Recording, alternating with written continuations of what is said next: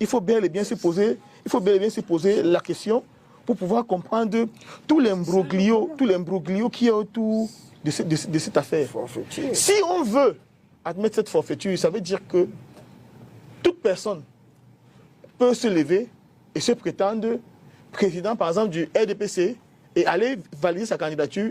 Il y a les camarades, il y a les militants du RDPC qui ont été élus, qui ont été exclus.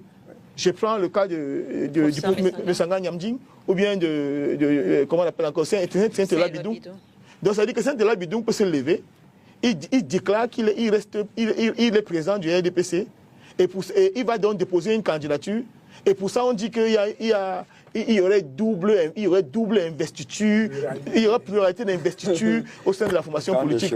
Il faut quand même que la République ne perde pas son camp à soi. La République ne doit pas perdre sa dignité. Et il faut dire qu'il y a quand même des signaux qui laissent croire qu'il y a une espèce de connivence incestueuse entre le ministère de l'administration territoriale et Elekam. Il faut que je le dise. Quels sont ces signaux? Il vous souvient qu'il y a quelques mois, le ministre de l'administration territoriale a convoqué le directeur général de l'Écam, alors qu'il n'a pas le droit de le faire. Il a reçu, il n'a pas le droit de le faire. Parce que l'Écam est censé être neutre.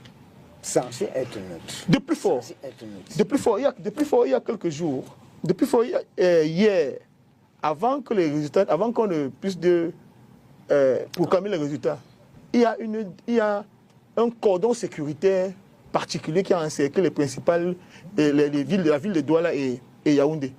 Sauf à être doté de pouvoirs divinatoires et métaphysiques et de pouvoir sonder les cœurs et les reins. Qu'est-ce qui faisait croire à ces gens-là qui auraient pu avoir ouais, camarade. Qu'est-ce qui aurait pu faire croire à ces gens-là qui avaient qu'est-ce qui aurait pu faire croire à ces gens-là? Oui, allez-y, maître. Qu'est-ce qui aurait pu leur faire croire qu'on allait rendre la décision qui a été rendue, et que des mécontentements, oui, et que des mécontentements allaient éventuellement exister.